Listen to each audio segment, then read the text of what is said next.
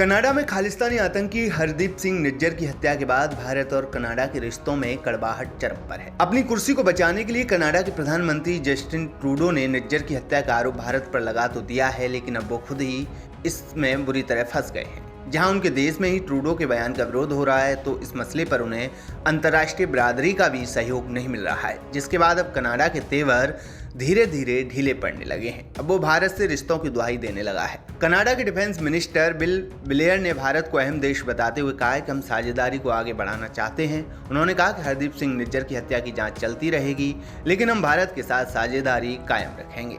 दूसरी तरफ भारत ने कनाडा को तो उसी की भाषा में जवाब दिया ही है, साथ ही खालिस्तानी आतंकियों पर भी नकेल कसनी जारी है। अमेरिका, ब्रिटेन, कनाडा समेत कई देशों में मौजूद 19 खालिस्तानी आतंकियों की लिस्ट जारी करने के बाद अब भारत सरकार एक और बड़ा कदम उठाने जा रही है। अब इन लोगों की भारत में एंट्री पर बैन लगाने की तैयारी है। सरकार गुरपतवंत सिंह पन्नू समेत सभी खालिस्तानियों की ओवरसीज सिटीजनशिप को समाप्त करने जा रही है। बता दें कि ऐसे लोगों को ओवरसीज सिटीजनशिप दी जाती है जो किसी दूसरे देश में बस गए हों, लेकिन भारत में ही पैदा हुए हों या फिर यहाँ के नागरिक रह चुके हों। ऐसे लोगों के लिए कभी भी स्वदेश आने पर रोक नहीं होती है, लेकिन अब सरकार खालिस्तानियों के मामले में इस रियायत को खत्म करने पर विचार कर रही है।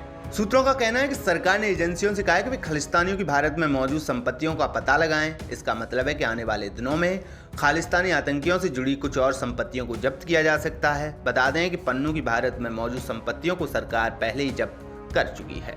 गौरतलब है कि भारत ने हरदीप सिंह निज्जर को 2019 में आतंकी घोषित किया था। वो खुद को प्रतिबंधित संगठन खालिस्तान टाइगर फोर्स का मुखिया बताता था। जून में उसकी कनाडा में एक गुरुद्वारे के बाहर हत्या कर दी गई थी। इसके चलते दोनों देशों के बीच तनाव पैदा हो गया था।